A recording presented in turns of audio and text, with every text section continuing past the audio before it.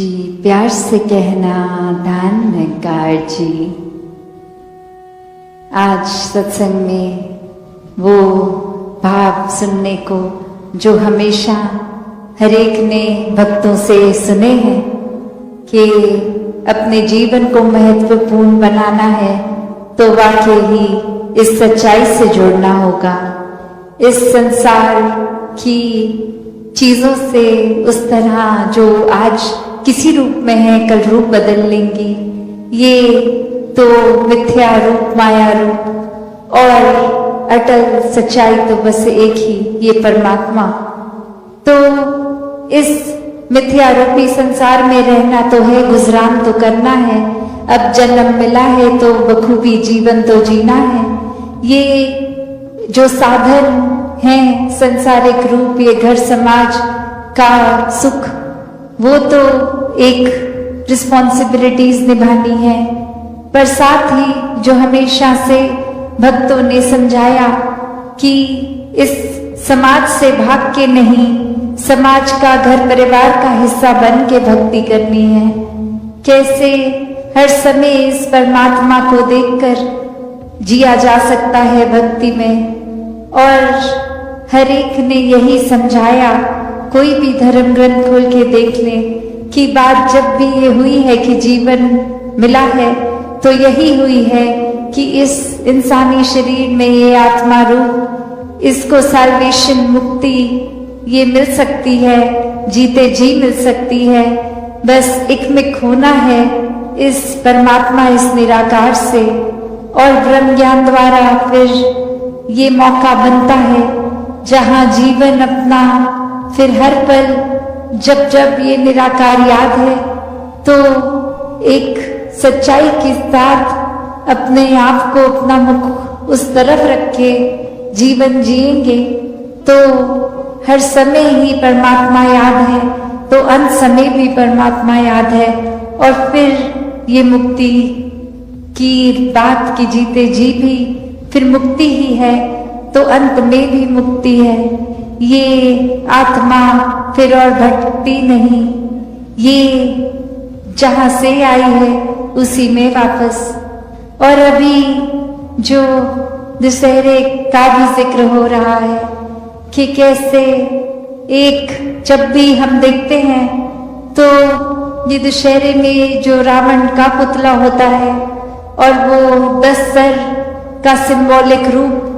कि वैसे तो अगर देखा जाए तो एक इंसान का एक ही सर है, तो रावण के इतने सर जो लगा देते हैं, तो एक तो अगर इंटरप्रिटेशन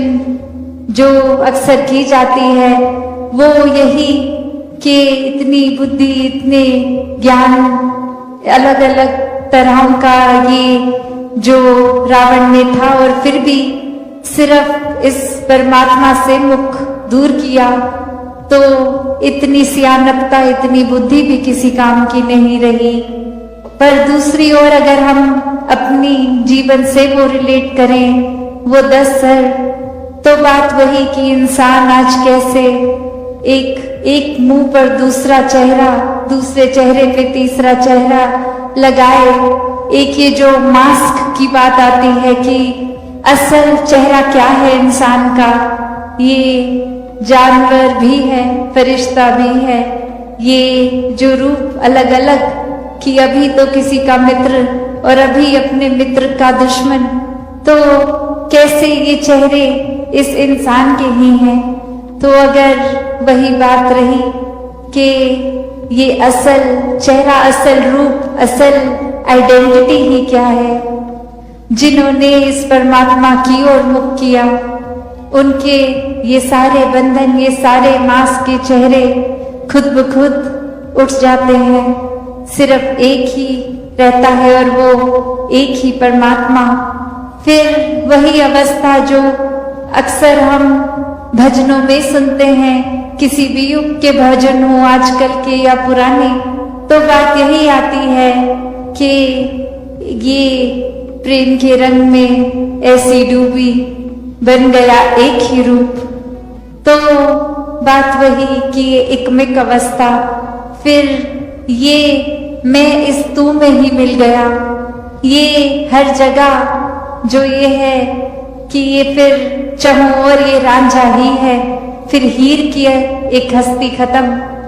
एक ही बन गया, वो एक ही चेहरा है, वो एक ही मन है, वो एक ही प्यार है। तो यहाँ डुअलिटी का भाव भी खत्म, यहाँ सिर्फ एक ही है, इस एक से ही जुड़ना है। और ये नकाब, ये सर जितने हमारे रहेंगे, चाहे हमने कभी अहंकार का सर लगा लिया, कभी हमने एक सयानक तक का लगा लिया, कभी चतुराई का, कभी कनिंगनेस का, कभी नाइव भी हो गए कि एक बाहर से कुछ अंदर से कुछ, एक अनेकों चेहरे लगा लेंगे। तो बात वही कि एक स्पिरिचुअल लेवल तो छोड़ो, एक सोसाइटल लेवल, एक घर परिवार की ही बात है। तो ही अक्सर सुनने में आता है कि घर के ही वो कुछ चुनिंदा एक व्यक्ति, एक मेंबर्स, और बात क्या होती है कि कोई बच्चे जब अपने दोस्तों से बात करते हैं तो बोलते हैं कि मैं अपने परिवार वालों से एक रिलेट ही नहीं कर पाती, मैं एक कोई खुल के बात ही नहीं कर पाती। वो सब अपना पॉइंट ऑफ व्यू, जो उनकी सोच है, उनको इतना एक महत्वता देते हैं कि हमारी बात हम रख भी नहीं पाते उनके आगे, और अगर रख भी दें तो साफ खारिज कर दी जाती है। और वहीं घर के बड़े भी यही बात करते हैं कि बच्चे तो हमारी सुनते ही नहीं हैं, वो अपना अलग ही ख्याल रखे बैठे हैं। तो बात यहाँ क्या है, एक शायर ने भी बखूबी कहा कि पास आके बैठोगे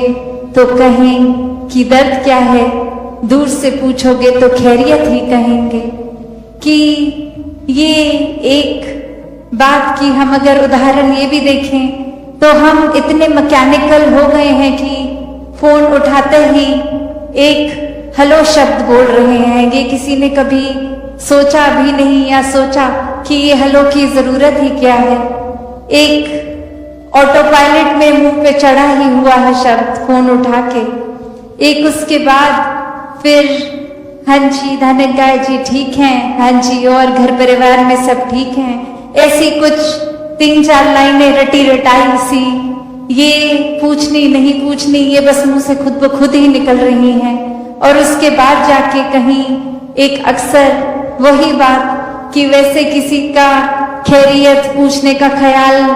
उस वजह से तो शायद फोन नहीं किया होगा, शायद हमें अपना ही कोई काम होगा उनसे,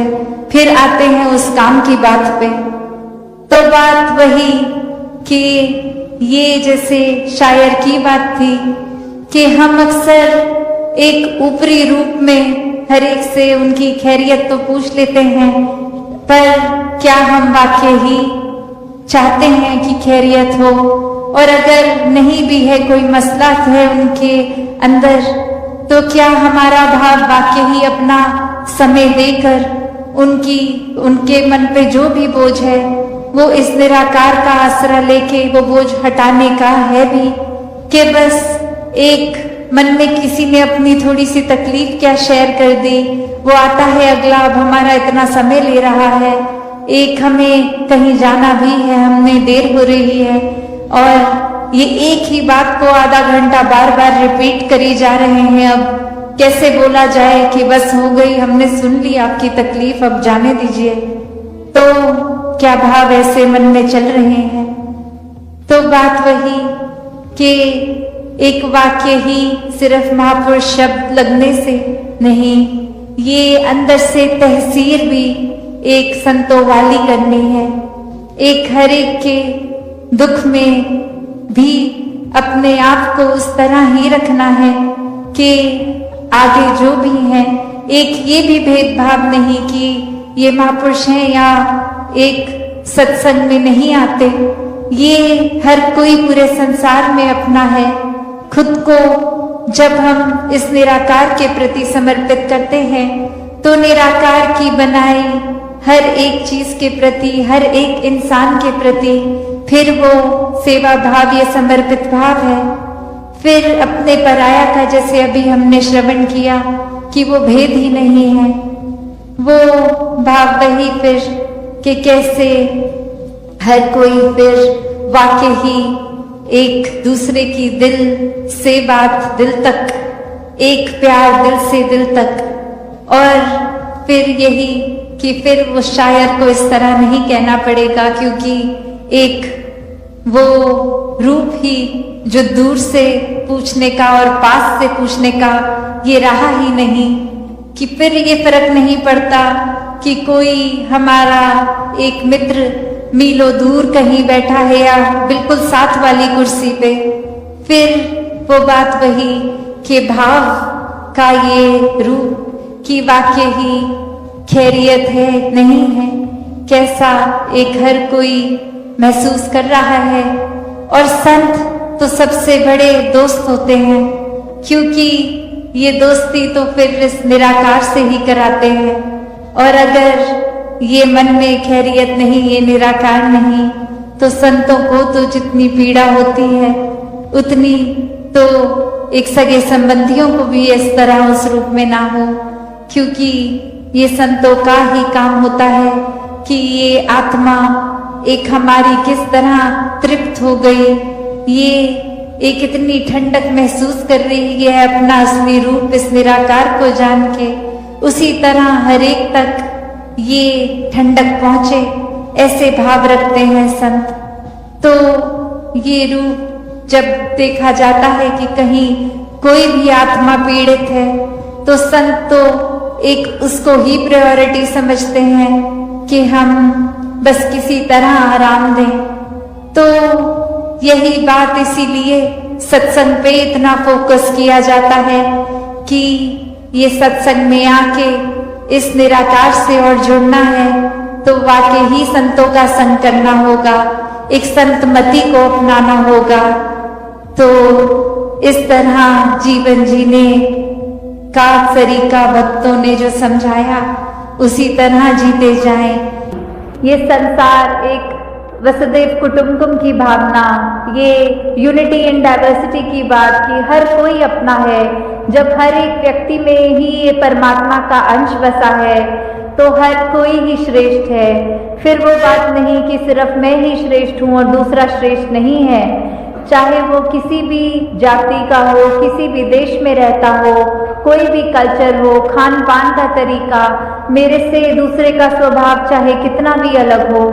तो भी वो उतना ही श्रेष्ठ है,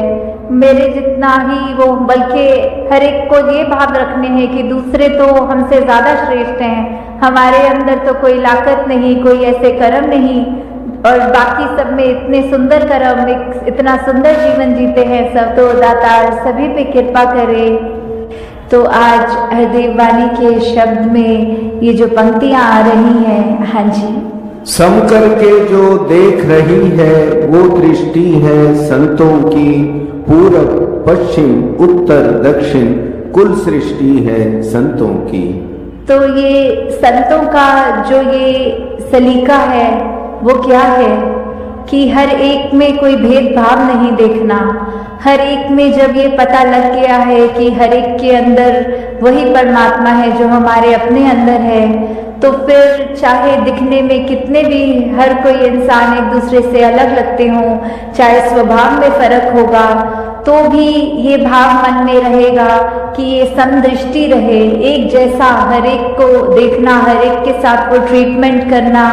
कि कैसे हमें व्यवहार में अपने वो फर्क नहीं लाना, चाहे कोई अमीर है, गरीब है या किसी और तरह से अलग है, चाहे विचारधाराएं अलग हों, चाहे वो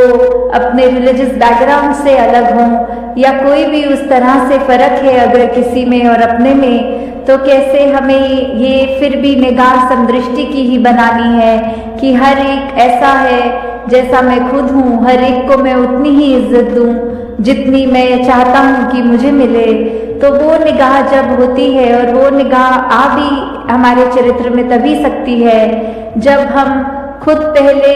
एक वैसे संत का जो जीवन है वो अपना पाएं कि कैसे हमारे मन के भाव, हमारे दिल के अंदर क्या है, वो हम समस्त पूरे विश्व में एक एक इंसान जो है किसी भी बैकग्राउंड के, उन तक जब ये प्यार कर पाए इस तरह कि चाहे वो कहीं पे भी पूरे विश्व में रहते हों, फिर भी हमें यही देखना है कि ये इंसान सब अपने हैं। हाँ जी, इनकी दृष्टि नर नारी में परमेश्वर को देख रही, इनकी दृष्टि सारे जग में जगदीश्वर को देख रही। तो ये जो है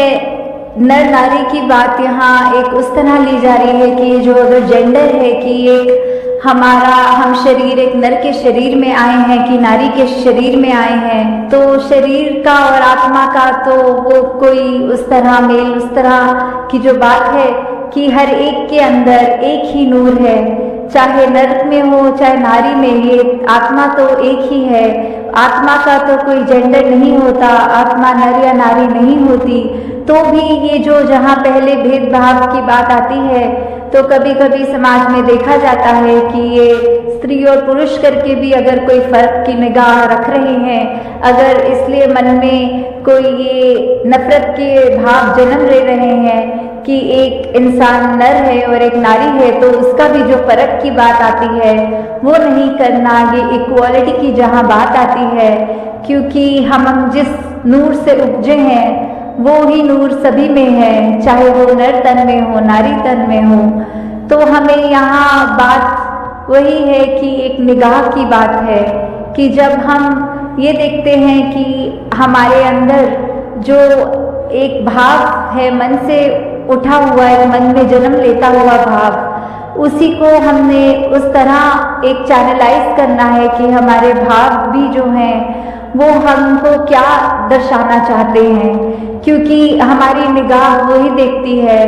जो हम देखना चाहते हैं। तो वही बात कि जैसी दृष्टि वैसी सृष्टि वाली बात कि हम अगर फर्क देखना चाहेंगे तो फर्क दिखेगा।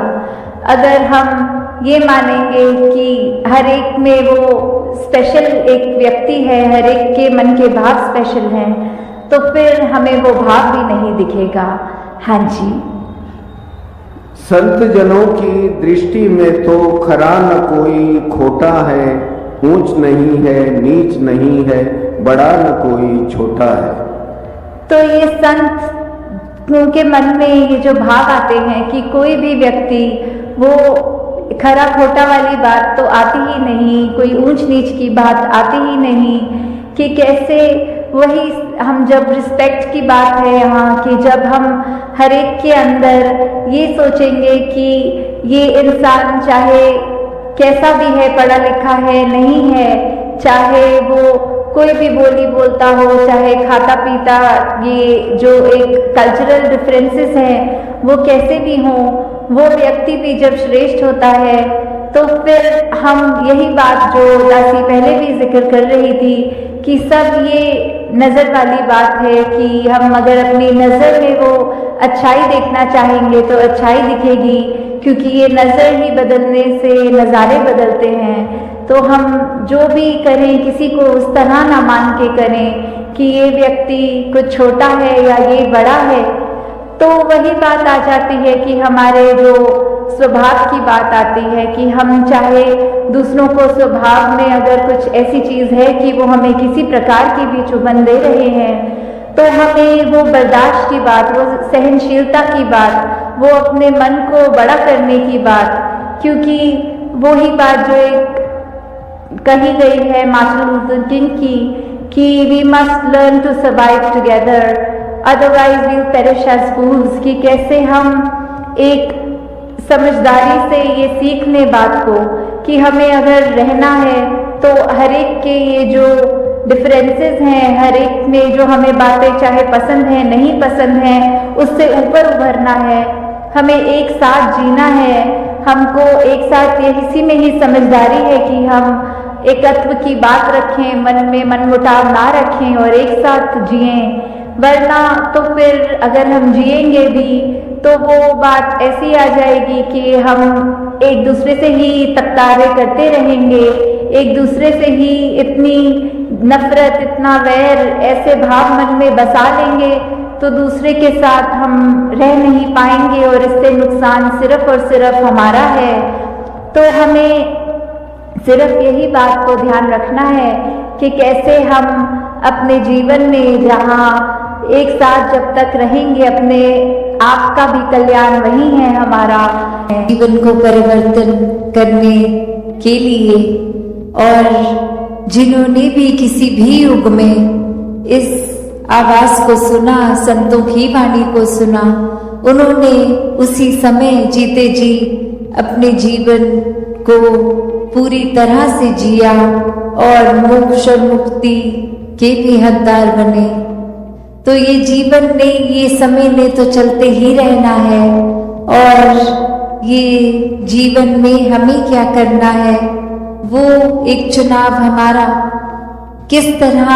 अगर हम संसार में किसी से पूछेंगे कि एक सफल जीवन की परिभाषा आपके हिसाब से क्या है, तो कोई ये कह देगा कि कोई पढ़ाई लिखाई करके उपलब्धि, कोई कह देगा कि कोई ऊंचे पद पे रहना, कोई धन दौलत को एक सफलता जीवन की उससे जोड़ेगा। तो ऐसे अनेक परिभाषाएं इस संसार में इंसान दे देता है कि एक जीवन सफल उसका है जिसके पास ये चीज हासिल है। पर किसी भी युग में संतों से जब सुना कि सफल जीवन की परिभाषा क्या है, तो संतों ने यही समझाया कि इस जीवन में आने का जो उद्देश्य, ये भाव मन का कहाँ से आए हैं, कहाँ जाना है, ये परमात्मा की प्राप्ति, इस परमात्मा के हो जाना, इस परमात्मा में एकमिक हो जाना, इस परमात्मा के एहसास में रहना, ये ब्रह्म ज्ञान द्वारा जीवन को सफल कर लेना ही असल में सफलता है। चाहे इस परमात्मा ने रहने के लिए जो व्यवस्था करी है,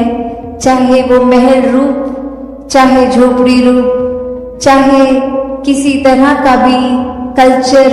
एक रहना, किसी तरह का भी खाना पीना, तो ये सब मुबारक है। जीते जी जिम्मेवारियां भी निभाना मुबारक है। एक भक्ति करनी है तो जिम्मेवारियों को सांसारिक रूप, सामाजिक रूप, ये सेवा भाव तभी आएगा सबके प्रति जब अपनत्व का भाव होगा। तो ऐसे तो जीना है एक अपने कर्तव्यों को पूरे करते करते। पर हर संत ने समझाया कि इस दुनिया में रहना है, पर इस दुनिया में इस तरह खचित नहीं होना कि इस परमात्मा के प्रति ही ध्यान न जाए। ये स्पिरिचुअल एस्पेक्ट जीवन का, इसमें पीछे रह जाए और ये भौतिक जीवन को ही आगे बढ़ाते रहे। तो चीजों का इस्तेमाल करते हुए, सदुपयोग करते हुए जीवन जीना है और अंदर से सिर्फ इस आध्यात्मिक जीवन को ही एक ज्यादा पुश देना है, इसके प्रति, इस निराकार परमात्मा, इसको जानकर फिर इसी की भक्ति में, इस प्रेम में चूर होके जीवन को जीना है। तो कैसे संतों ने जब समझाया कि सफल जीवन ये एक तब है जब आध्यात्मिक रूप से पूर्ण हो, एक महल माड़ियां, गाड़ी, उपलब्धियां, पढ़ाई लिखाई इत्यादि सब मुबारक है, पर वो तभी सही मायने में मुबारक है जब हर पल में इस परमात्मा को भी शामिल किया गया। वरना तो एक दौड़ भाग ही लगी रहती है। आज कुछ ये चाहिए, कल कुछ और चाहिए, आज ये जो मिल गया, कल फिर प्रार्थना कि इसको बदल दिया जाए। इस तरह नहीं हो जीवन। एक उपलब्धि है तो इतने सालों से उसी उपलब्धि पे है, कोई प्रमोशन नहीं हो रहा। एक उस तरह की इच्छाएं चाहे छोटी सी हो, वो एक बच्चे के अंदर भी हो सकती है और किसी वृद्ध के अंदर भी वो इच्छाओं ने तो अपना काम करते जाना है। तो यहाँ पे आध्यात्मिक रूप जब साथ होता है जीवन में, तो समझ आता है कि इच्छाएं मन में आ रही हैं तो अगर पूरी हो रही है उसमें भी हमारी भलाई है, और अगर मन मुताबिक कुछ हो नहीं रहा, इस परमात्मा ने कुछ और चाहा है तो भी एक इसमें भी भलाई है। तो कोई संकीर्णताओं में, कोई छोटी छोटी चीजों को पकड़ के भक्त नहीं बैठते। भक्त भी इस परमात्मा की तरह विशाल होते हैं, अपने मनों को विशाल कर लेते हैं कि ये जीवन में इस तरह छोटी बातों में उलझना नहीं है, ये नफरतों के कारण नहीं बनाने, जीवन में सिर्फ एक बहते जाना है इस परमात्मा की रजा में, इस निराकार की रजा में, हर पल में शुक्राना भाव लेकर ये जीवन को जीते जाते हैं। और हर समय यही सिखाया है भक्तों ने कि ये समाज में, घर परिवार में, गृहस्थ में रहकर ही भक्ति को करना है। एक अपने मन के जो भी बायसनेस बनाए हैं, कोई भी कार्य से हमने खुद को श्रेष्ठ, दूसरे को नीचा बना लिया है, तो ये एक हमारा ही भुलेखा है, क्योंकि सभी में परमात्मा विराजित है, एक बराबर है सभी। तो एक हमने स्वयं किसी को ऊंचा घोषित कर दिया, किसी को नीचा, क्योंकि वो कहीं और जग में है, कहीं और का खाना खाते हैं। तो ऐसा जीवन अगर हम ऐसी सोच रख रहे हैं तो नुकसान हमारा ही है, क्योंकि सभी श्रेष्ठ हैं, सभी में परमात्मा है, और जिस घट में भी परमात्मा है वो नीचा हो ही नहीं सकता। परमात्मा तो कण कण में है, पूरे ब्रह्मांड में है, इस संसार के एक कण कण में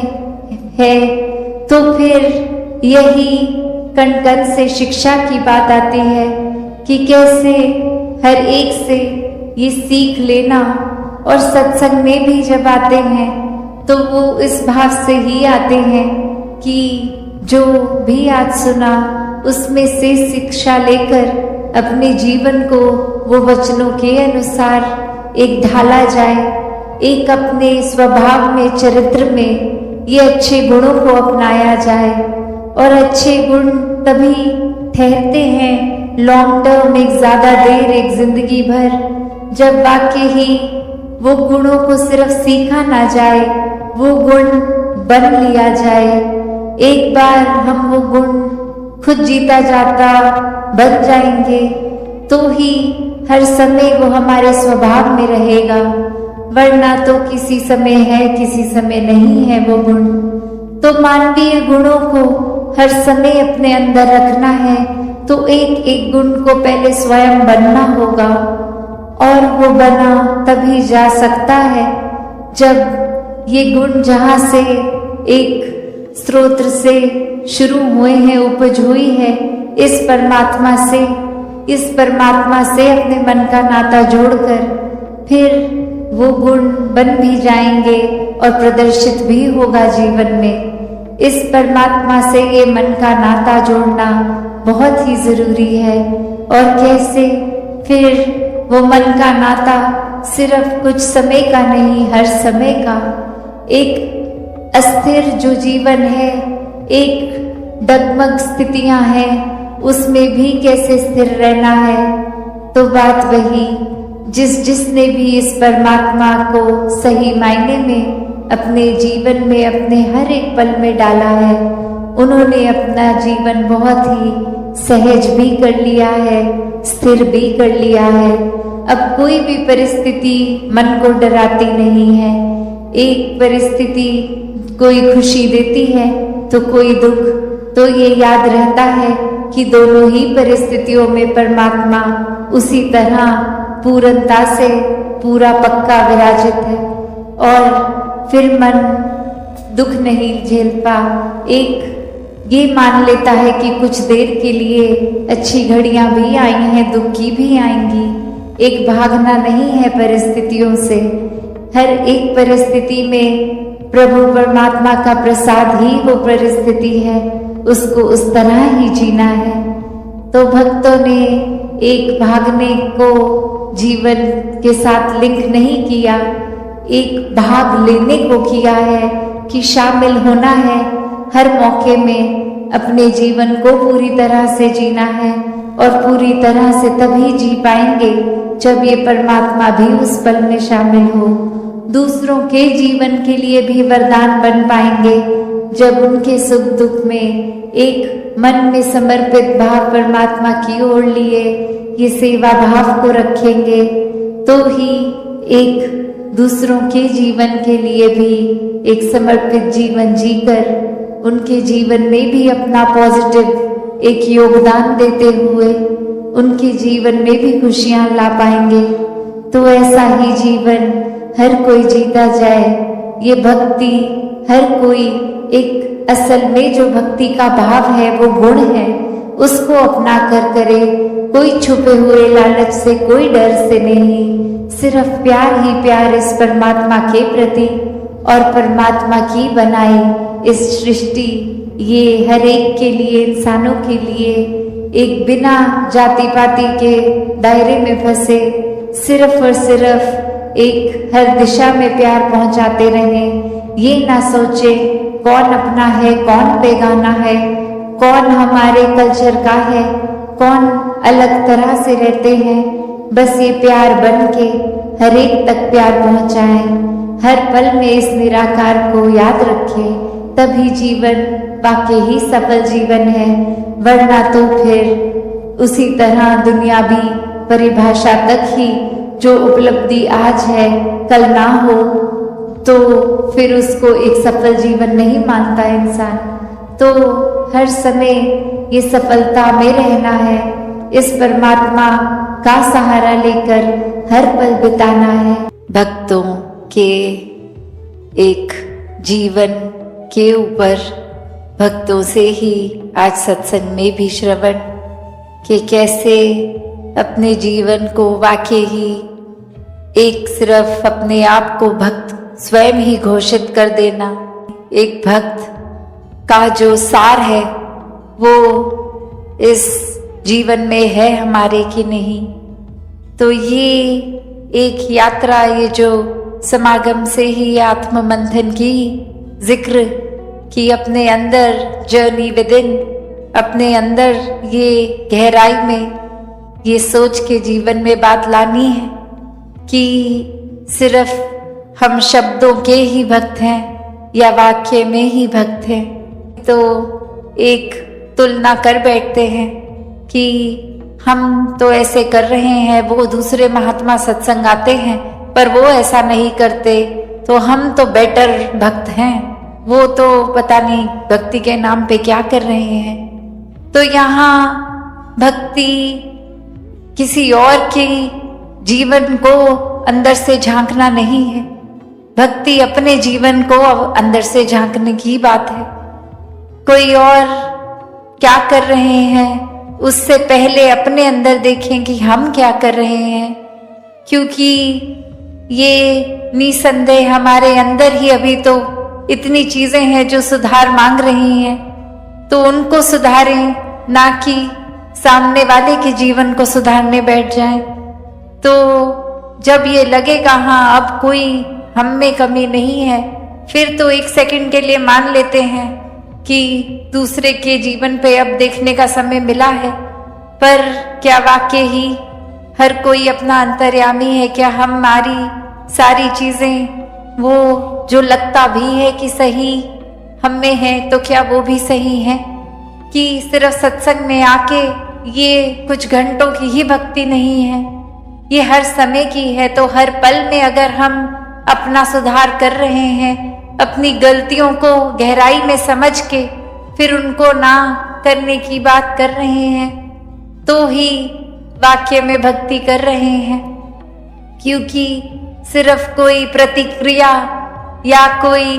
एक तरह की रूटीन में कुछ देर के लिए स्वभाव को बदल देना भक्ति नहीं है।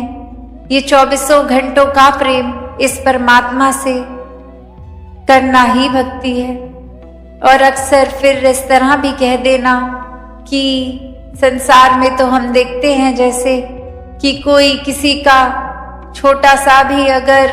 गलती उसको तो तुरंत ही उस हिसाब से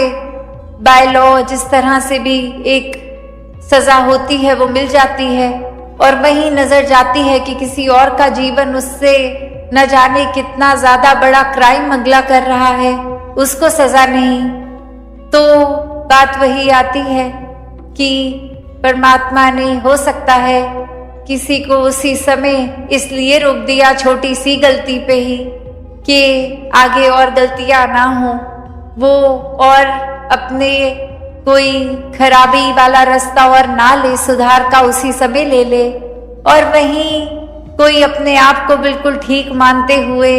न जाने कितनी गलतियां भी करता जा रहा है, फिर भी कोई रोक टोक नहीं।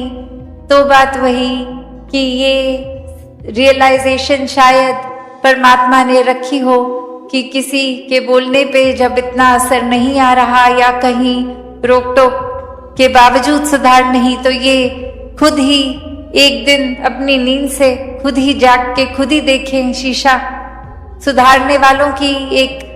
कमी नहीं है, सत्संग भी तो वही है, सभी संत हैं, दिन भर हम जिनको मिलते हैं सभी में अगर परमात्मा दिखते हैं तो वो आईना तो हर समय ही सामने है, वो हम पे है कि क्या एक छोटी चूक पे ही हम सुधर जाएं, वो एक सुधार हो जाए, परिवर्तन हो जाए, या फिर ये इतने आईने ये सभी संत हर समय फिर भी एक अपना घड़ा भरते ही जाएं कि फिर एक ये भी हो जाए कि हम जो मर्जी कर रहे हैं कोई बात नहीं, दूसरा छोटी चीज भी कर रहा है तो वो एक अच्छा नहीं लग रहा देखने में। तो बात वही है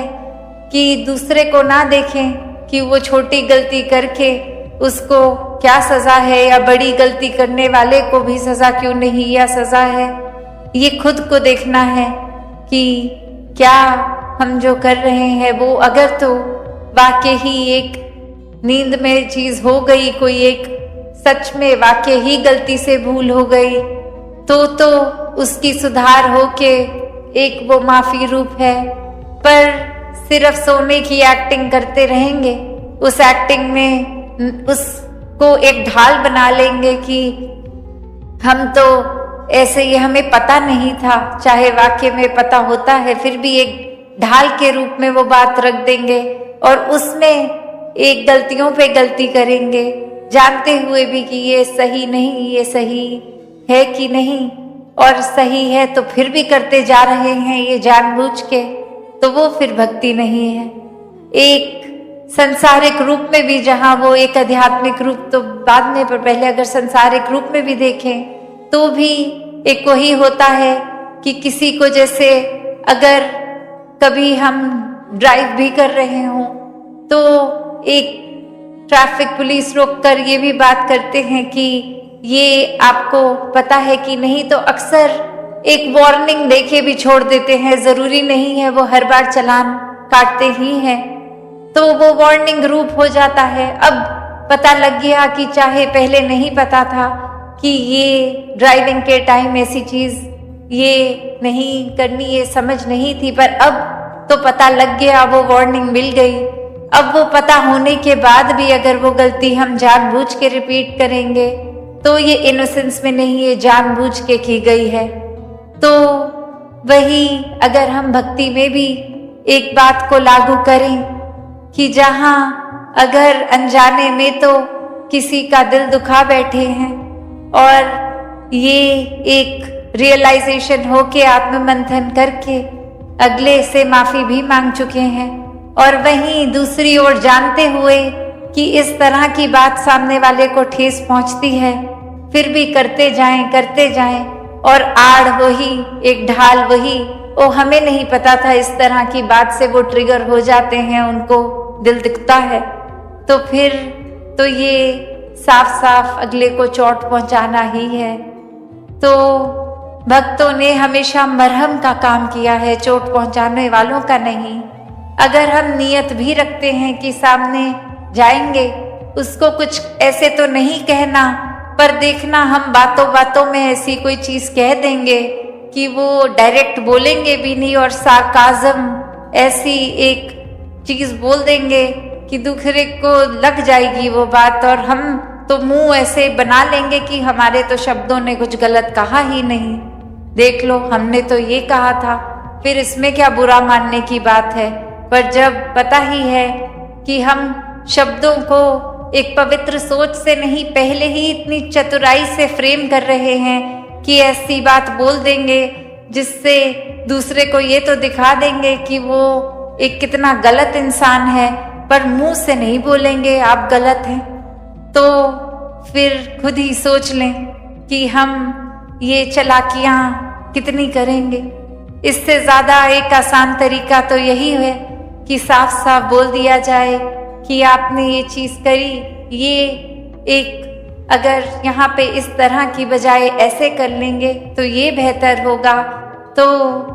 जहाँ भक्ति एक परमात्मा के प्रति प्यार का, एक इनोसेंस का, ये मासूमियत का रिश्ता है, एक चालाकियों का नहीं, वहीं अगर हम हर एक में ही ये निराकार को देख रहे हैं तो फिर औरों के साथ भी ये चालाकियों का एक रिश्ता नहीं चलेगा, ये भी भक्ति के खिलाफ ही है। तो हर एक से, चाहे परिवार हो, चाहे कामकाज, स्कूल इत्यादि, चाहे समाज, चाहे संसार, किसी से भी हम अगर बात कर रहे हैं तो ये चालाकियों को नहीं, भोलेपन को अपनाकर, उसी तरह जिस तरह हर समय एक एहसास होता है कि अगर निराकार हर समय है तो हमारा रवैया क्या होगा, हमारा बिहेवियर क्या होगा, हमारे अंदर सोच क्या है, उसी चेतनता से संसारिक रूप में हर एक के साथ भी पेश आना भक्ति है। कैसे सिर्फ कुछ घंटों की अच्छाई नहीं, 24 घंटों की ये प्रेमा भक्ति से युक्त दिल जो होगा उसने तो फिर अपनी खुशबू 24 घंटे किसी भी कंडीशन में, किसी के सामने है तो भी, अकेले हैं तो भी ये खुशबू ही बिखेरनी है। तो भक्तों ने हमेशा से अपने जीवन को भी इसी तरह जिया और समझाया भी कि ये परमात्मा से प्यार कर लो, इसको अंग संग एक बार ब्रह्म ज्ञान से देखकर हर समय के लिए शामिल करके परमात्मा को ये जीवन को जिए, भक्ति सही रूप में करें पूरे दिन, फिर हर समय वो भक्ति ही होगी। फिर एक भोलेपन से ही, एक साफ नीयत से, एक चतुर चालाकियों से नहीं, एक अपने मन में खटास लेकर अपने शब्दों को कड़वा करके नहीं, ये तो बहुत एक स्पष्ट रूप में एक अगर बात भी पहुंचानी है तो वो कम्युनिकेशन भी क्लियर करके, घुमा फिरा के शब्दों को नहीं, डायरेक्ट और किसी के पीठ पीछे नहीं, जिस इंसान की बात है उससे करनी है, उसके बारे में नहीं करनी। तो ऐसे ही भक्ति भरा जीवन जब जिएंगे तो ये भी हमेशा पता है कि चेतनता तो है कि किस इंसान से क्या बात करनी है, कितनी करनी है, कोई सही है नहीं, फिर भी अगर एक नियत है कि पता है कि कोई अगर ठीक नहीं है तो मैं उस नियत से अगर उनसे बात करूं कि शायद ये बात सुन के दूसरे का जीवन परिवर्तित होगा अच्छाई में, तो वो बात करना, उन तक जाना मुबारक है। पर अगर मैं इसलिए जा रहा हूं कि अभी खुद ही कच्चे पांव खड़ा हूं और अभी रास्ता है कि मैं कोई संत का संग लूं जहां मेरे भक्ति में पैर पक्के हों, या फिर अभी भी चुनाव है कि मैं खुद ही डगमगा रहा हूं, अब साथ ही किसी उस इंसान का लेता हूं जो गिरा हुआ है, जो इस परमात्मा से मुख मोड़ चुका है, तो वो तो फिर डेफिनेटली पक्का से मेरा भी एक पतन का ही कारण बनेगा। तो इसीलिए बार बार एक ये चेतावनी रूप भी, एक चेतनता रूप भी यही कहा जाता है कि संतमति वालों से ही घुल मिलना है, एक मनमति वालों से दूर रहना है। इस दूर रहने का मतलब ये नहीं कि उन पे कांटा ही मार के उनसे बातचीत बंद करने को कही जा रही है कि सिर्फ संतों से ही बात करो, जो संत नहीं है, जो ब्रह्म ज्ञान अभी जिन्होंने नहीं लिया उनसे बात नहीं करनी, नहीं, ऐसा तो कुछ नहीं कहा जा रहा। बस यही कि भक्त हो तो जीवन भक्ति में जीना है, जिनके जीवन में अगर किसी रूप में एक पॉजिटिव चेंज ला सकते हैं, मुबारक है। वरना अगर लग रहा है किसी के एक बात करने से हमारे जीवन में ही हम खुद भक्ति से पीछे हो जाएंगे, तो फिर ये चेतनता का समय है, खुद ही सोचना है। और अगर पता ही है साफ साफ कि ऐसा कोई इंसान है जिनसे बात करके हम भक्ति से पीछे हो जाएंगे, तो फिर उस रास्ते जाना ही क्यों है, जो अपना ही सुधार तो छोड़ो नुकसान ही कर बैठेंगे। तो हर एक ने एक ही अगर हम बेसिक प्रिंसिपल इस निराकार को अपनाकर जीवन में करते हैं,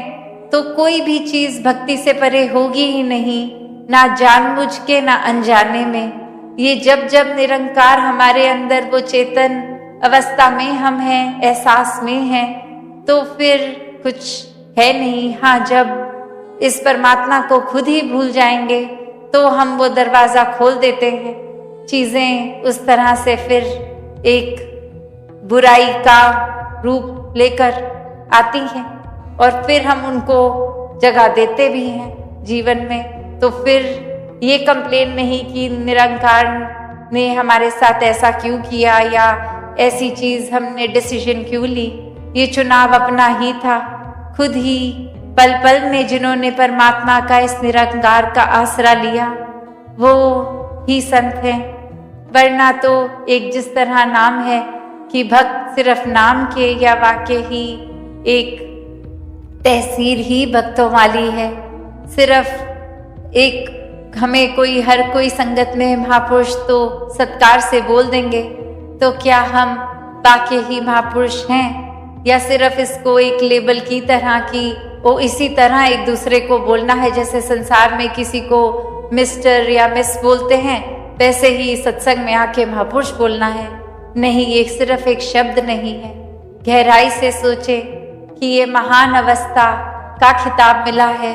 तो ये ब्रह्म ज्ञान के लिए है। ये उस वजह से मिला है कि ब्रह्म ज्ञान प्राप्त करके निराकार से अब हर समय रोशनी में है। इसलिए वो अवस्था, ये अनसेड एक्सपेक्टेशन हर संत की यही है कि अब ब्रह्म ज्ञान को जीवन में उतार के अपने जीवन की अवस्था एक छोटी नहीं, एक फिर एक एलिवेट करना है, ऊंचा एक रुतबा महापुरुषों का। इसीलिए क्योंकि ब्रह्म ज्ञान लेके अब ये छोटे मनमुटावों में नहीं, संकीर्ण दृष्टि को नहीं अपना रहे हैं, ये उससे उठ गए हैं। तो बात वही, ये दर्जा ऊंचा, क्योंकि एक बुराई को नीचे छोड़ दिया इसलिए उठ गए। तो हर एक में जहाँ ब्रह्म ज्ञान की बख्शिश द्वारा ये निराकार को देखने की अंग संग भी, बाहर भी भीतर भी ये क्षमता, तो जहाँ ये भी इतना बड़ा बात होती है कि बोला जाता है कि ब्रह्म ज्ञानी आप निराकार, तो अब हमारे अंदर भी वही निराकार, हम वही अवस्था को प्राप्त कर रहे हैं, कर सकते हैं। और वही डिसीजन, एक चॉइस उस समय जो कहते हैं कि मनमति जब आ गई, तो कहाँ वो आप निराकार वाली अवस्था है और कहाँ वो शैतानी अवस्था हम खुद ही चूज कर लेते हैं। तो बात वही, हर समय जो भक्त हैं, हर समय जो निराकार को मन में बसाते हैं, वो फिर एक जानबूझकर कोई भी ऐसी चीज नहीं करते जो लगता है कि कर तो लेंगे पर छुपी छुपाई चीज में कर लेंगे, किसी को पता नहीं लगेगा, कोई हमें उस नजर से अब देखेगा नहीं। इन लोगों की नजर में तो अभी भी हम संत ही रहेंगे, चाहे काम हमने बिल्कुल उल्टा किया जो संत प्रवृत्ति का है ही नहीं। तो ये फिर शातिर चीजें, चलाकियों को अपनाने वाले वो अपने आप को श्रेणी में ना गिने। हर कोई इसी तरह हर एक के लिए अरदास भी करे अपने जीवन में कि कभी कभी एक छोटे से पल में भी ये बड़ी गुस्ताखियां अगर हो रही हैं तो कैसे उसको उसी समय सुधार लिया जाए। हर समय में निराकार को बसाकर फिर एक सुधार के ही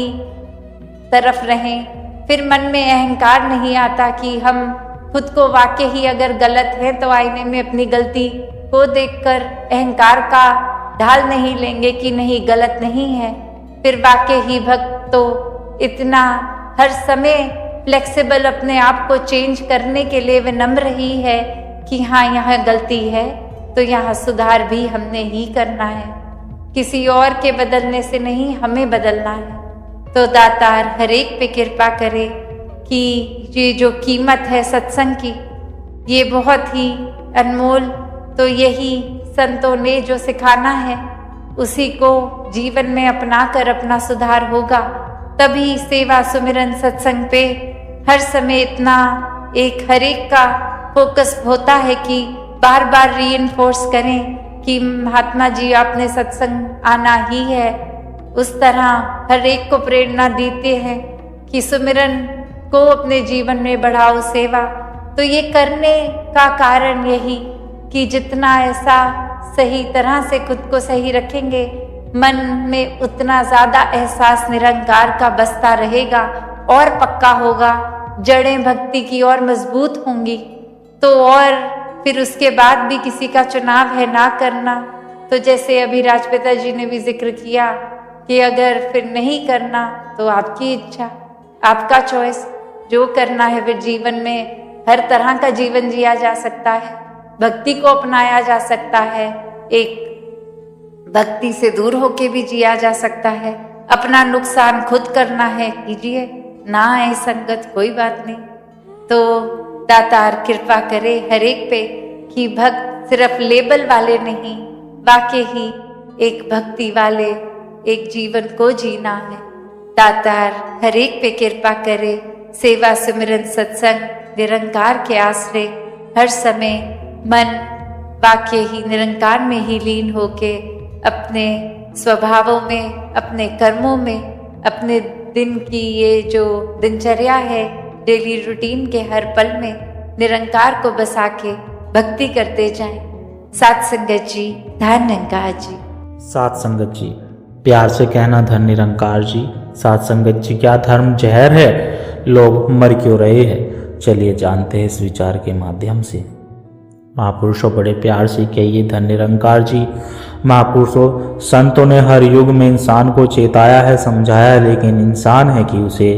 लाभ ही नहीं उठा पाता। इतिहास पढ़ने या सुनने का लाभ तभी होता है जब हम इतिहास से कुछ सीखे। इसी प्रकार महापुरुषों के वचनों का भी लाभ हम तभी उठा सकते हैं जब हम उन्हें अपने जीवन में अमल में लाएंगे, साथ संगत जी उन पर अपने जीवन को ढालेंगे। महापुरुषों ने कभी जाति पाति मानी ही नहीं, कभी किसी बात पर अभिमान नहीं किया है, कभी अपने प्राय का भेदभाव नहीं किया है और कभी बनावट में अपना जीवन नहीं जिया है। तो हम भी अगर उनकी बातों को अपनाते हैं तो हमारी अवस्था भी उन्हीं महात्माओं जैसी बन सकती है। फिर हम भी भक्ति के आनंद को प्राप्त कर सकते हैं, भक्ति में सुकून महसूस कर सकते हैं। आज हम दावे तो बहुत करते हैं कि हम परमात्मा को मानते हैं, लेकिन परमात्मा को रिझाना या खुश करना तो यह भी तभी संभव हो सकता है जब हम सभी इंसानों को अपनाते चले जाएंगे, गिरतों को उठाकर उनके जख्मों को भरते चले जाएंगे, तभी परमात्मा को खुश किया जा सकता है। तो इंसान, अगर तेरा मन कठोर बन रहा है, अगर तू हस्तों को रुलाने और इकट्ठा या मिले हुए लोगों को अलग अलग बांटने की योजना बनाता रहा तो तू कभी भी परमात्मा को प्राप्त नहीं कर सकता और परमात्मा की कृपा तेरे ऊपर कभी भी नहीं हो सकती। तो यह कुछ ऐसी सच्चाई है जिनसे अब इंसान मुनकर हो चुका है। तो अगर इंसान इन सच्चाई को अपना ले और अपने जीवन में इस सत्य को जहां दे दे तो फिर वह स्वयं भी सुखी हो सकता है और दूसरों को भी सुखी कर सकता है। अर्थात जिसको हम धर्म कहते हैं वह धर्म सबको जोड़ने का, इकट्ठा करने का काम करता है, धर्म किसी को तोड़ने का काम नहीं करता। पुरातन युग, पुरातन इतिहास भी हमें यही बताते हैं कि कुछ मंत्रा का भी जिक्र आता है जो दूरियां पैदा करती है, जो मनों में घृणा पैदा करती है। वहीं के जो राम के ऊपर स्नेह से न्यौछावर हो जाने वाली थी तो उसी के मन में जहर भर दिया गया और फिर संसार को क्या क्या देखने को मिला, क्या क्या हुआ, यह हम भी जानते हैं। तो यही नहीं कि मंत्रा केवल पुराने युगों या केवल भगवान राम जी के युगों में ही हुई, बल्कि ऐसी वृत्ति रखने वाली हमें आज भी घर घर में मिल सकती है। और यह भी नहीं कि वे एक औरत के रूप में ही हो, ऐसा नहीं कि मंत्रा क्योंकि औरत थी तो औरत ही ऐसा करती है या बहनें ही ऐसा करती है, तो ऐसा नहीं है। यह तो एक मन है जो किसी भी रूप में हो सकता है। ये किसी भी इंसान के स्वरूप में होकर अपना काम कर सकता है, भ्रम पैदा कर सकता है। अच्छे भले इंसान जो गले मिलते हैं या एक दूसरों के साथ उनका उठना बैठना है, तो वहीं पर एक इंसान घृणा का ऐसा बीज डाल देता है, मनों में शक पैदा कर देता है कि वही एक थाली में खाने वाले एक दूसरे का गला काटने के लिए दौड़ने लग जाते हैं। तो ऐसी भावनाएं हम देखते हैं और हमें देखने को तो यह भी मिलेगा कि वही इंसान राम को भी मानता है और वो तो फलाधर्म स्थान पर जाकर पाठ भी करता है, पूजा भी करता है। इसने तो वहाँ कुछ धन की भी सेवा की है, कुछ इमारतें भी बनवाई है, लेकिन वास्तव में जो उसके कर्म हमें देखने को मिलते हैं तो उससे तो ऐसा ही प्रतीत होता है कि भले ही जुबान तो भगवान राम का नाम ले रही है, लेकिन मन में मूर्ति रावण की बैठी हुई है। रावण इसको प्रेरणा दे रहा है और रावण जैसी इसकी वृत्ति बनी हुई है। जैसे हम हर वर्ष बड़े बड़े मैदानों में ऊंची ऊंची रावण की आकृति बनाते हैं और उसे हम अग्नि भी भेंट चढ़ाते हैं, जलाते हैं, लेकिन क्या कभी हमने विचार करने की कोशिश की है कि उसको हम क्यों जलाते हैं? तो एक साधारण इंसान भी कहेगा कि उसने भगवान राम जी के साथ मुकाबला किया था, इसलिए हम युगों युगों से हर वर्ष निरंतर इसे जलाते आ रहे हैं। तो हमें विचार करना है कि रावण में कुछ गुण भी थे। वो शास्त्रों का ज्ञाता था, वेदों का ज्ञाता था, लेकिन सभी जानकारी होने के बावजूद भी उसने मर्यादा को भंग कर दिया। उसने अभिमान किया, अहंकार किया, इसलिए आज हम उसको इस दृष्टि से देखते हैं। तो अगर हम भी सच्चे धर्मी और खुद को सच्चे भक्त कहलाना चाहते हैं तो हमें भी जानना होगा कि निरंतर धर्म स्थान पर हाजिरी देने से, धर्म शास्त्रों को याद कर लेने से या धर्म ग्रंथों का अध्ययन कर लेने से हम कोई भक्तों की श्रेणी में नहीं आ जाएंगे। हमें वास्तव में सच्चे धर्मी बनना है और हम वास्तव में सच्चे धर्मी हैं या नहीं, यह तो हमारा क्रम ही बतलाएगा। जैसे कौवे और कोयल की बात आती है तो उनकी पहचान क्या है? देखने में तो दोनों एक जैसे नजर आते हैं, लेकिन जब वह अपना मुंह खोलते हैं, जब वह अपने गले की आवाज निकालते हैं तो पता चल जाता है कि कोयल कौन सी और कौवा कौन सा है। तो इसी तरह से हमारा काम भी बता देगा कि हम कौवे हैं या कोयल है, हम हंस है या बगुले है, हमारा व्यवहार कैसा है। हम इंसान के दरमियान दरारें पैदा कर रहे हैं तो हम धर्मी नहीं हैं। लेकिन अगर हम इंसानों को जोड़ रहे हैं, इंसान का इंसान के समीप लाने का काम कर रहे हैं तो हम सच्चे धर्मी हैं। आज हम धर्म को भूल बैठे हैं, इस सच्चे धर्म की हमें पहचान छोड़ दी है और बस बांटने में लगे हुए हैं। हमारे हाथ जो कुछ भी आ रहा है, अगर धरती तक हमारी पहुंच है तो हम धरती को बांट देते हैं। पानी भी प्रभु की कृपा से हमें उपलब्ध हो गया है। पानी इस धरती पर आ गया है और हमारी प्यास बुझा रहा है, हमारे खेतों को लहला रहा है, वहीं भी हमारी पहुंच है। तो इसलिए हम पानी को भी बांटने में लगे हुए हैं। लेकिन प्रभु की कुछ ऐसी शक्तियां हैं जो अभी तक इंसान के हाथ पूरी तरह से नहीं लग पाई, जैसे हवा, सूरज की रोशनी, सूरज की तपिश, तो ये अभी तक इंसान के हाथ नहीं लगी है। नहीं तो इंसान इन्हें भी कब का बांट चुका होता। अब तक कब की एक जाति वाले ने दीवार खड़ी करके दूसरी जाति वाले की हवा रोक दी होती। अब तब कब की सिखों ने हिंदुओं के लिए रोशनी रोक दी होती। इसी तरह से बांटने वाले हिंदुस्तान या किसी और मुल्क की हवा भी रोक देते और दूसरे देशों के पास धन ज़्यादा, उनके पास ज़्यादा साधन है तो शायद बहुत बड़ी दीवार बना लेते, जिससे शायद हवा भी एशिया में नहीं आ सकती थी और सूरज की रोशनी भी नहीं आ पाती। लेकिन यह संभव नहीं हो सकता। कहने का भाव सत्संग इंसान ने हमेशा तंग दिली और तंग दृष्टि से काम किया है, अर्थात प्रभु ने तो इंसान के लिए एक जैसी ही यह शक्तियां बनाई हैं, यह पदार्थ बनाए हैं। सूरज की रोशनी, जल आदि का असर तो सभी कुछ एक जैसा बनाया है। बाकी दुनिया की जो चीज़ें हैं जो इस्तेमाल कर रहे हैं उन सभी के असर हम जानते हैं कि एक जैसे ही। किसी के तन के ऊपर कोई इंजेक्शन लगता है तो हम जानते हैं कि उसे सबकी नसों के ऊपर एक सासर देना है। इससे कोई भेदभाव, कोई फर्क होने वाला नहीं है, लेकिन हम जैसे हालात देख रहे हैं तो उससे तो ऐसा महसूस होता है कि अगर हम केमिस्ट की दुकान पर कोई दवाई लेने चले भी जाए तो शायद ऐसा ना हो कि कहे जी हमें तो हिंदू वाले पेन किलर दे दो, और कोई कहे कि जी हमें तो मुसलमान वाली पेन किलर दे दो, तो शायद यह उनके शरीर पर कोई और असर करने वाला है। आज से थोड़ा समय पहले हम जानते हैं भारत का बंटवारा हुआ, पाकिस्तान हिंदुस्तान बना, तो बुजुर्गों ने बताया कि उस वक्त ऐसे हालात हो चुके थे, इतने कत्लेआम हो चुका था कि उस वक्त ऐसा सुनने को मिलता था, कानों में यही आवाज़ पड़ती थी कि हिंदुओं का पानी, और दूसरी ओर से आवाज़ पड़ती थी कि मुसलमानों का पानी। तो हम विचार करें कि पानी कैसे हिंदू हो गया या पानी कैसे मुसलमान हो गया। एक ही नदी से भरकर लाते हैं, किसी गाँव के पास से एक ही गुजरी हुई नहर से किसी एक ही शहर के पास से गुजरी हुई नदी है, उसी से ही पानी भर कर लाते हैं और वहीं कई घरों तक पहुंचता है। तो उसे घर तक पहुंचने भर की देर है, फिर उस जल के साथ नाम जुड़ जाता है। फिर यह फला का पानी और फला का पानी।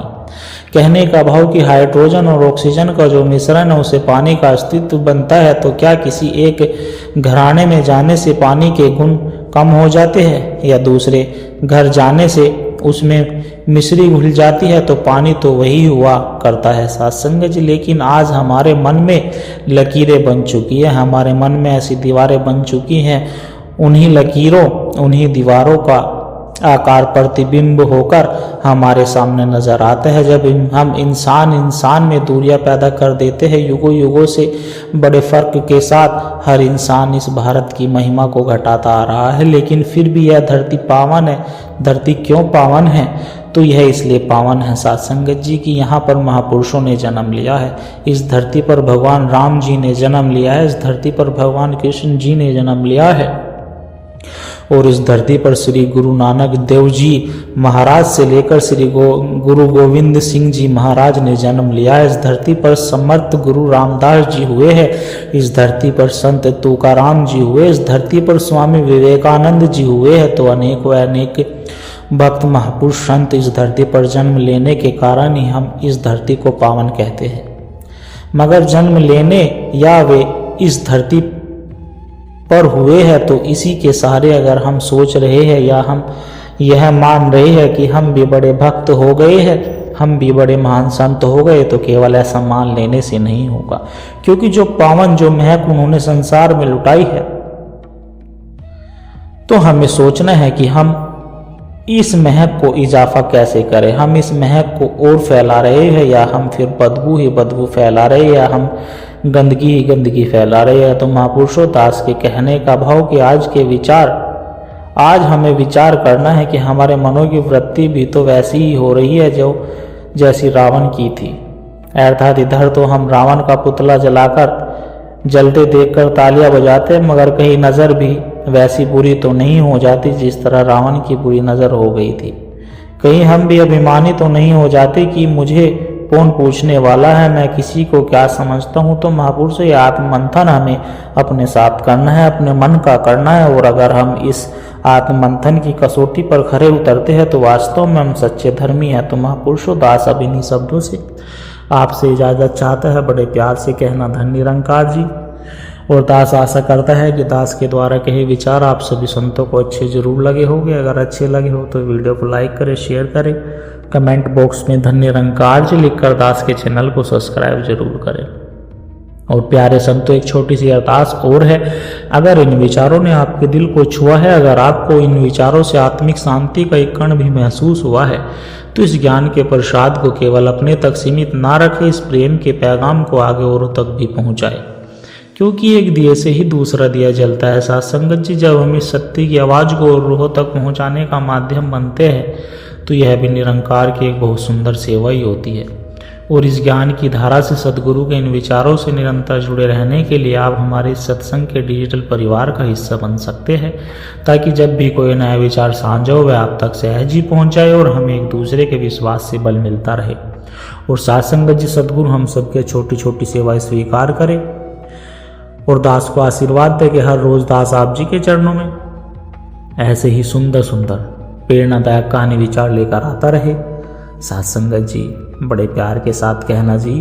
धन निरंकार जी।